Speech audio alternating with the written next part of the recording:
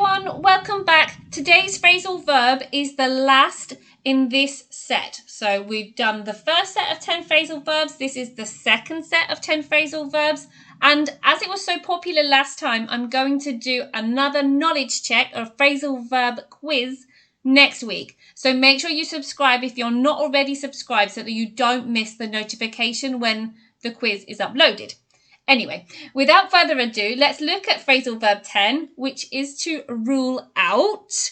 And it means to exclude, eliminate, or make impossible. For example, after narrowing the candidates down to just 3 people, they decided to rule out Sam due to his lack of experience. Okay, so you've also got the phrasal verb narrow down, which we did the other day.